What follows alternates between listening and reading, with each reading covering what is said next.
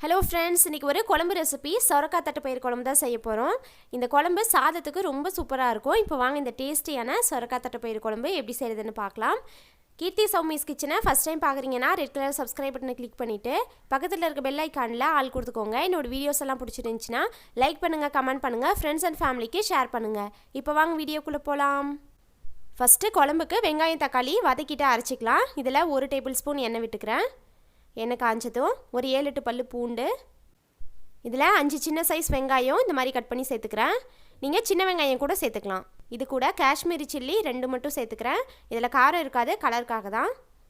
இப்போ இதை ஒரு 2 நிமிஷம் லைட்டாக கண்ணாடி பதம் வர அளவுக்கு வதக்கிக்கலாம்.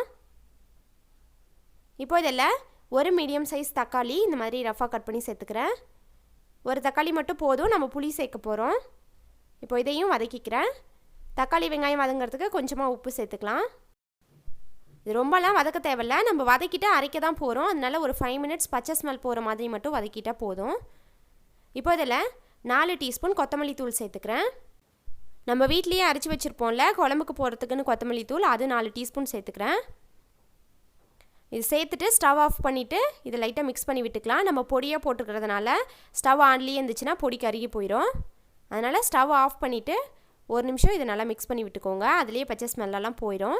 இப்போ இது நல்லா ஆறட்டும். ஒரு 5 நிமிஷம் ஆற வச்சு மிக்ஸி ஜாரில் போட்டு கொஞ்சமாக தண்ணி சேர்த்து நல்லா ஃபைன் பேஸ்ட்டாக அரைச்சி எடுத்துக்கலாம். இப்போது குழம்புக்கு தாளிச்சிக்கலாம். நான் வானலில் 2 டேபிள் ஸ்பூன் எண்ணெய் விட்டுக்கிறேன். நல்லெண்ணெய் சேர்த்துக்கோங்க, அதில் செஞ்சோன்னா இன்னும் நல்லாயிருக்கும். இப்போ இதில் 1/4 டீஸ்பூன் கடுகு, கொஞ்சமாக ஒரு 10 வெந்தயம், 1/4 டீஸ்பூன் சீரகம் சேர்த்து இதை நல்லா பொரிய விட்டுக்கலாம். இப்போ இதில் ஒரு சின்ன சைஸ் வெங்காயம் இந்த மாதிரி ஸ்லைஸாக கட் பண்ணி சேர்த்துக்கிறேன்.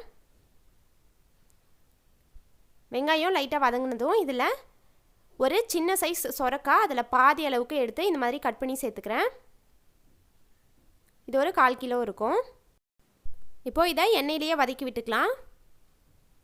இப்போது இந்த சொரக்காவுக்கு தேவையான கொஞ்சமாக உப்பு சேர்த்து வதக்கிக்கலாம். நல்லா தண்ணி விட்டு வேகும் உப்பு சேர்த்தோன்னா.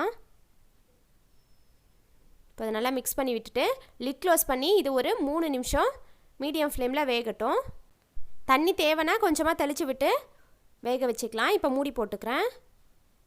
இப்போ பாருங்கள் 3 மினிட்ஸ்க்கு அப்புறம் காய் நல்லா பாதி அளவுக்கு வெந்துருச்சு. இப்போ அதை நல்லா மிக்ஸ் பண்ணி விட்டுட்டு இதில் நம்ம அரைச்சி வச்சுருந்தோம்ல வெங்காயம் தக்காளி பேஸ்ட்டு அதை சேர்த்துக்கிறேன். இதோட பச்சை ஸ்மெல் போகிற மாதிரி ஒரு 2 நிமிஷம் இதை கொதிக்க வச்சுக்கலாம். இதில் தண்ணி சேர்க்காமல் ஒரு 2 நிமிஷம் இது நல்லா கொதிக்கட்டும். அப்போ தான் பச்சை ஸ்மெல் நல்லா போகும். இதில் மசாலா சேர்த்துக்கலாம். 1 டீஸ்பூன் கரம் மசாலா, 1 டீஸ்பூன் மிளகாய் பொடி, 1/4 டீஸ்பூன் மஞ்சள் தூள் சேர்த்து இப்போ இந்த மசாலாவோட பச்சை ஸ்மெல் போகிற மாதிரி இன்னும் ஒரு 2 நிமிஷம் வதக்கி விட்டுக்கலாம். நான் குழம்புல சேர்க்கறதுக்கு ஒரு டீ டம்ளரில் 1 டம்ளர் அளவுக்கு 150 கிராம் தட்டைப்பயிறு எடுத்து நைட்டு ஃபுல்லாக ஊற வச்சுட்டு மார்னிங் குக்கரில் 3 விசில் மீடியம் ஃப்ளேமில் விட்டு வேக வச்சு எடுத்து வச்சுருக்கேன். நைட் ஃபுல்லாக ஊற வச்சோன்னா தட்டைப்பயிறு நல்லா சாஃப்டாக வெந்துடும். இப்போ இதில் ஒரு சின்ன நெல்லிக்காய் சைஸ் புளி நல்லா தண்ணியில் ஊற வச்சுட்டு கரைச்சி சேர்த்துக்கிறேன். உங்களோட புளியோட புளிப்புக்கு ஏற்ற மாதிரி சேர்த்துக்கோங்க. இது பழைய புளி, அதனால் புளிப்பு அதிகமாக இருக்காது. இப்போது இது நல்லா கொதிக்கட்டும். இது கூட கொஞ்சமாக தட்டைப்பயிறு வேக வச்சு தண்ணி சேர்த்துக்கிறேன்.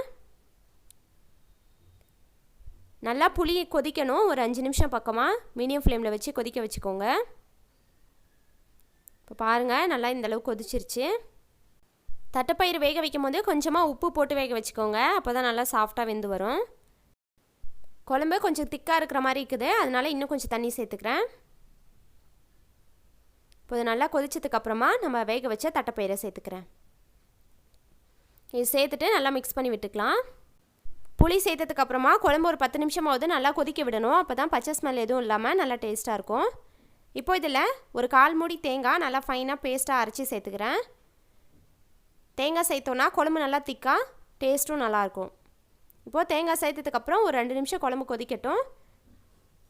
இப்போது உப்பு செக் பண்ணிவிட்டு தேவைன்னா சேர்த்துக்கோங்க.